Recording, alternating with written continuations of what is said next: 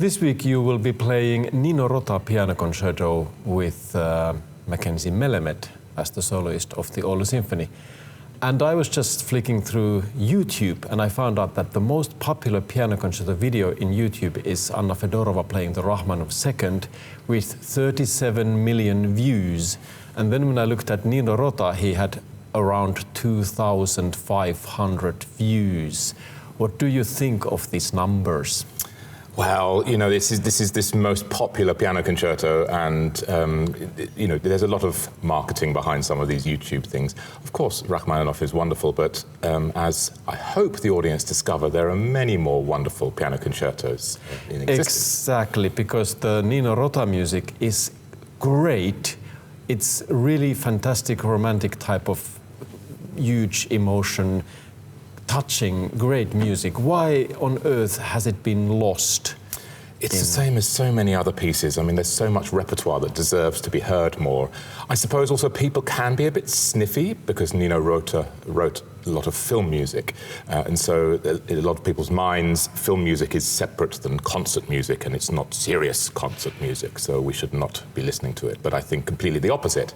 And in this concerto, the concerto Soirée, it's so approachable, beautiful, fun, light-hearted, sensitive. There's every kind of emotion in this particular concerto. You've booked Mackenzie Melemed as the soloist of this piece, and he, of course, is right now very well known because he won the Mylin piano competition. When you have these competition winners and you book them as soloists, do you do it just because they won, or do you use some other thinking as well behind these choices? Actually, because Mackenzie has been here before to the orchestra and everyone speaks so warmly about him, and I've had conversations with him, and the thing I love about, he's an amazing pianist, but he's also so interested in slightly out of the way repertoire. So this was a perfect fit because I wanted to include something by Nino Rota, so I asked if he would consider, and he's learning this, I think, for the first time because he's so interested and fascinated in this new repertoire. Then you will conduct the first symphony of Schumann, which is music written by a young composer hopelessly in love. How do you think we can still relate to this music at this day and age? It just speaks so clearly.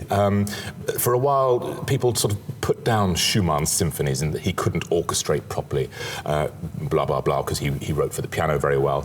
But that's nonsense. And this piece is just bursting with the buds of spring. There's beautiful melodies. In fact, even the first thing that happens in the orchestra, it feels like some kind of awakening. So it's, although we shouldn't put too much on top of it, like program-wise, because it's not all about spring, it's just a nickname, but it's a wonderfully life-affirming, energetic piece, which I'd love to conduct.